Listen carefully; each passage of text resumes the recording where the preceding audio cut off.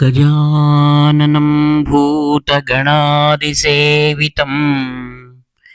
कपित्थजम्बूफलसारभक्षितम् उमासुतं शोकविनाशकारणं नमामि विघ्नेश्वरपादपङ्कजम्। सदाशिवसमारम्भां शङ्कराचार्यमध्यमाम् अस्मदाचार्यपर्यन्तां वन्दे गुरुपरम्पराम्। अपारकरुणासिन्धुं ज्ञानदं शान्तरूपिणं श्रीचन्द्रशेखरगुरुं प्रणमामि मुदान्वहम्। देवे देहे च देशे च भक्त्यारोग्यसुखप्रदं बुधपामरसंसेव्यं तं श्रीजयेन्द्रं नमाम्यहम्। नमामः शङ्करान्वाख्यविजयेन्द्रसरस्वतीं श्रीगुरुं शिष्टमार्गानुनेतारं सन्मतिप्रदम् श्री सत्यचन्द्रशेखरेन्द्र सरस्वती स्वामिने नमः। सर्वमङ्गलमाङ्गल्ये शिवे सर्वार्थसाधिके शरण्ये त्र्यम्बके देवी नारायणि नमोऽस्तुते। जय नारायणि नमोऽस्तुते। ఆత్మీయ మిత్రులందరికీ కూడా హృదయపూర్వక ధన్యవాదాలు. వేదం భగవంతుని యొక్క ఉచ్ఛ్వాస నిశ్వాసము నుండి ఆవిర్భవించిందనమాట. వేదమే సమస్త మానవాళికి కూడా ప్రాణం. వేదం వల్లనే సమస్త జీవరాశుల యొక్క సృష్టి స్థితి లయం జరుగుతున్నది. అందుకే భగవంతుణ్ణి వేద పురుషుడు అని కూడా సంబోధిస్తూ ఉంటాం. వేదము కాలకాలంలో కూడా అవనతి కూడా చెందుతూ ఉంటుంది.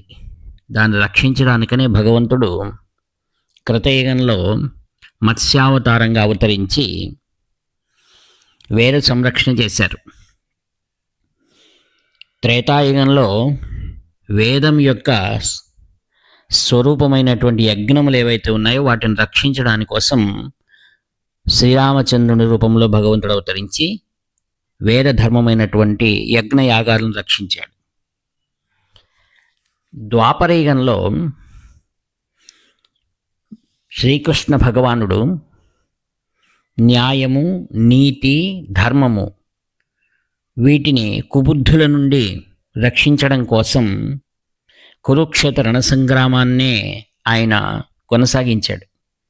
పార్థునికి సారథి అయి వేద ధర్మాన్ని అంతటినీ కూడా భగవద్గీత సారంగా మనకు అందించాడనమాట.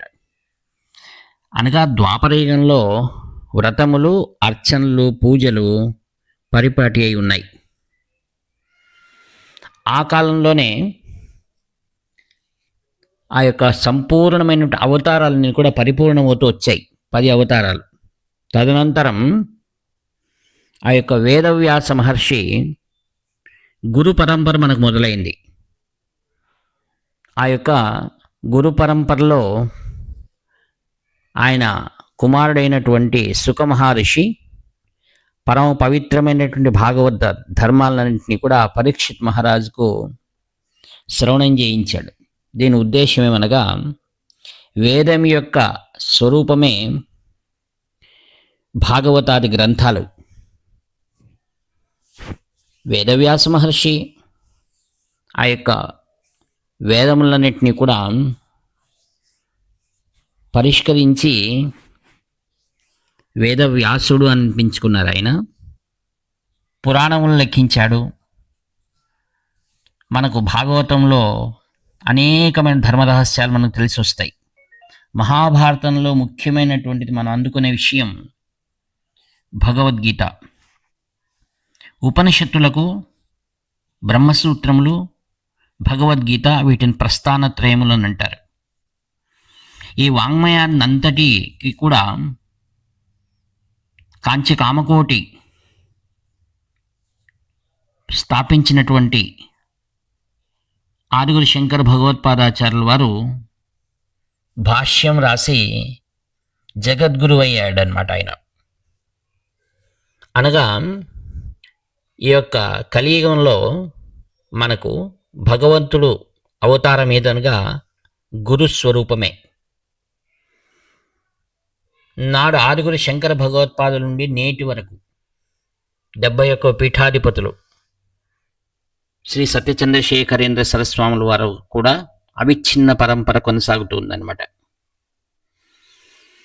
ఈ యొక్క శతమానంలోనే భగవంతుని యొక్క ఆవిర్భావమైనటువంటి వేదములు ఏవైతే ఉన్నాయో వాటిని పరిరక్షణ చేయాలనే ఉద్దేశంతో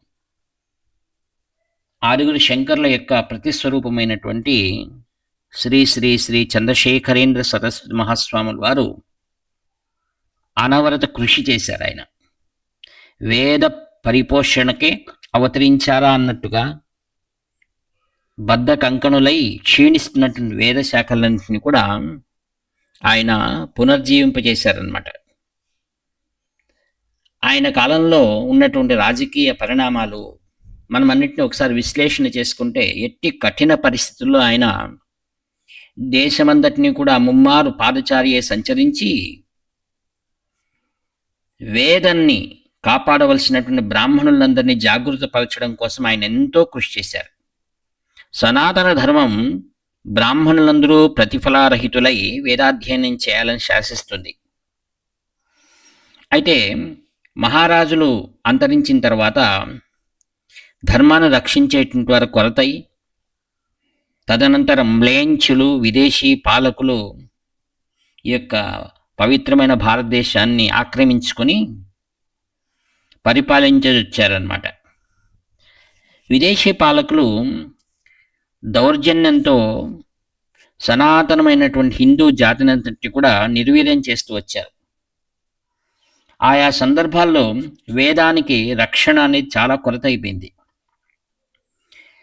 మరి బ్రాహ్మణులు అగ్రజాతి అనిపించుకున్నటువంటి వారు ఎవరైతే వేద రక్షణ చేయాలో, ఎవరు వేదాన్ని పఠించాలో ఆ జాతి అంతే కూడా భారతదేశం స్వతంత్రమే ప్రథమము నిర్ణయించుకొని సమస్తమైనటువంటి అన్ని జాతుల వారిని సమైక్య దిశగా తీసుకువెళ్ళాలనే ఉద్దేశంతో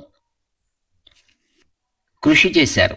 మరియు అనేకమైనటువంటి సామాజిక ఆర్థిక కారణాల వల్ల బ్రాహ్మణులు వేదాధ్యయనం పైన మొగ్గు చూపలేకపోయారన్నమాట. ఇది శోచనీయమైన విషయం. ఆత్మీయులారా, ఇటువంటి పరిస్థితులు కాంచి కామకోటి పరమాచార్య స్వాముల వారు సింహాసనం అధిష్ఠించినటువంటి సందర్భాలవి. కాంచి కామకోటి పీఠ సింహాసనం అధిష్ఠించిన సమయం. ఇంకా ధర్మమూలమైన వేదమే పరీక్షించకపోతే హైందవ ధర్మం కూలిపోతుంది. ఇంకా పాశ్చాత్య వ్యామోహంలో పడినటువంటి తల్లిదండ్రులు కూటికి గుడ్డుకు కూడా కొరకాని సంఘంలో గౌరవం కూడా లేని వేద విద్య అభ్యసించడం కంటే తమ కొడుకులు ప్రభుత్వ కచేరీలో ఏదైనా చిన్న ఉద్యోగమైనా చేస్తే బాగుంటుందని తమకు అల్లుళ్ళు కూడా ఏ గుమాస్తాలో ఉంటే చాలననేటువంటి ఆలోచనలో ఉండిపోయారు. దీనికై సంఘంలో గౌరవం ఉన్నట్టు ధని కుటుంబాల్లో వేద విద్యను ప్రోత్సహించవలసిన అవసరం కూడా ఏర్పడింది. ఇక పరంపరగా కొన్ని కుటుంబాలు వేదాన్ని అభ్యసిస్తూ వచ్చాయి. బిడ్డ తల్లి గర్భంలో 19 వారాల వయసులో ఉన్నప్పుడే ధ్వనులను విని జీర్ణించుకోగలడని పరిశోధనలో కూడా తెలిసింది. నిరంతర వేదఘోషల మధ్య ఉండే కుటుంబాల్లోని పిల్లల ఉచ్చారణ స్వరము స్పష్టంగా ఉండి వేదపాఠం సుష్టుగా ఉంటుంది. దీనివల్ల కలిగే ప్రకంపనలకు శక్తి ఎక్కువ. అట్టి కుటుంబాలు వేదదూర్లు కాకుండా చూసే బాధ్యత కాంచి కామకోటి పీఠాధిపతులు తన భుజస్కంధాలపైన తీసుకున్నారు.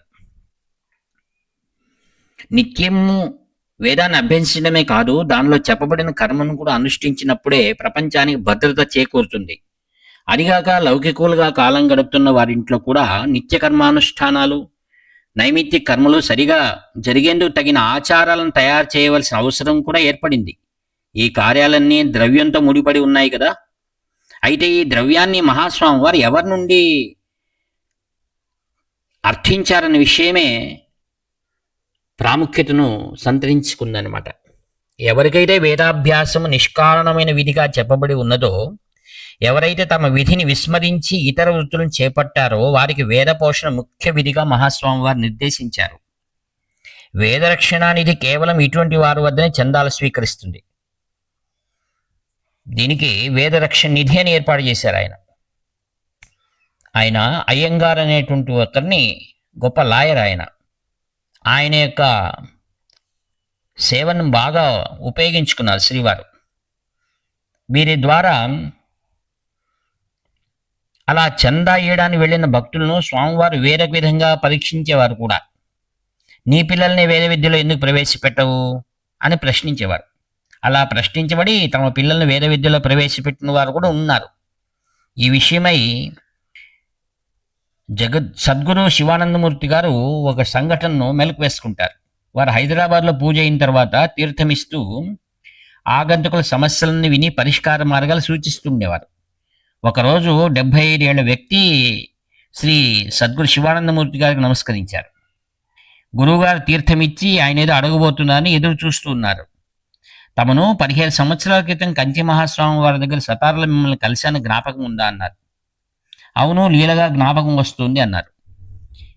అప్పుడు ఆ పెద్ద ఆయన, నేనే పదవి విరమణ చేసిన డబ్బులో ₹1,00,000 స్వామివారి సమక్షంలో ఉంచి వేద వ్యాప్తికి ఉపయోగించమని కోరాను మహాస్వాముల వారిని. వారన్నారు, ఏమీ వేదాభ్యాసం చేయడానికి పిల్లలు లేరా అని అడిగారట. వారంతా ఉన్నతోద్యోగంలో క్షణం ఖాళీ లేకుండా ఉన్నారు అని జవాబిచ్చారు. మరి మనవలు లేరా? ఉన్నారు. ఈ పిల్లలు మా విషయాలు నా మాట వింటారా అన్నారు. అయితే నీవే వేదం 82 పన్నాలైనా మూలం మాత్రం వెళ్ళవేసి ఈ డబ్బు తీసుకువచ్చి నాకు అప్పుడు ఇవ్వు అన్నారట. అప్పుడు తీసుకుంటాను. ఈ లోపల బ్యాంకులో డబ్బు వేసి వేదం చదవడం ప్రారంభించాడు ఆ పెద్ద ఆయన. సంవత్సరం క్రితం పూర్తి అయింది. మహాస్వామి వారు సతారాలో మీరు ఉన్నప్పుడు నేను దర్శించి ఆయన వడ్డీతో సహా ఆ యొక్క వేద రక్షణ నిధికి నేను డబ్బు సమర్పించాను అన్నారు. అక్కడ మీరు ఉన్నారంటే అవును, నా జ్ఞాపకం వస్తుంది అన్నారు. ఈ విధంగా పురాణంలో కాంచి మహాస్వాముల వారు ప్రతి ఒక్కరు కూడా వేద విద్య నేర్చుకోవాలనే ఉద్దేశం వారిది. మహాస్వామి వారి యొక్క ఆశీస్సులతో 60 ఏళ్ళు నిండినటువంటి ఆయనే వేదం చదువుకోమని అలా చదువుకున్నాడంటే, చదువుకొని శ్రీవారు చెప్పినట్లుగానే వేదరక్షణ నిధికి పైకం చెల్లించాడు. ఆత్మీయులారా, మనకేమనిపిస్తుందంటే ఇప్పుడు మనకు స్వతంత్రం వచ్చింది.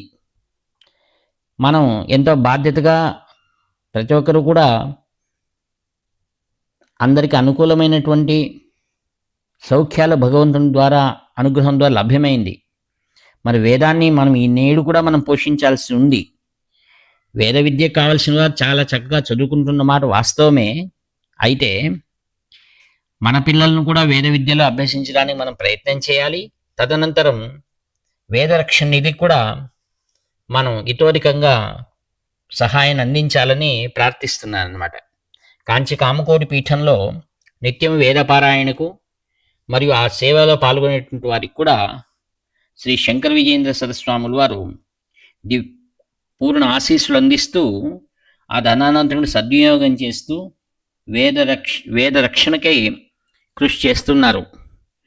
ఆత్మీయులందరికీ కూడా మరి యొక్క మారు కాంచి మహాస్వాముల వారు చేసినటువంటి అమోఘమైనటువంటి వేద సంరక్షణ సాక్షాత్తుగా మత్స్యావతారంలో కృతయుగంలో ఏ విధంగా భగవంతుడు శ్రీమన్నారాయణ వేదాన్ని రక్షించాడో, యజ్ఞ రక్షణ ఎలా జరిగిందో త్రేతాయుగంలో, ద్వాపరయుగంలో యుద్ధం చేసి మనకు పరిపూర్ణమైనటువంటి జ్ఞానాన్ని అందించినటువంటి ఆ యొక్క కృష్ణార్జునుల సంవాదమే భగవద్గీత. తదనంతరం మనం నేడు నోములు నోచుకుంటున్నాం, వ్రతాలు చేస్తున్నాం. మూలమైనటువంటి వేద విద్యను మనమందరూ కూడా అభ్యసించవలసినటువంటిది ఎంతో ముఖ్యమైన తెలియజేస్తూ ఈ వాక్పుష్పములన్నీ కూడా నిరహంకారపూర్వకంగా శ్రీ శంకర విజయ సరస్సు మహాస్వాముల వారి దివ్య చరణాలను సమర్పిస్తూ సెలవు తీసుకుంటాను. ఇట్లా మీ ఆత్మీయ మిత్ర నివర్తి నాగభూషణ శర్మ. 7483229249. హర హర శంకర జయ జయ శంకర, హర హర శంకర జయ జయ శంకర, హర హర శంకర జయ జయ శంకర.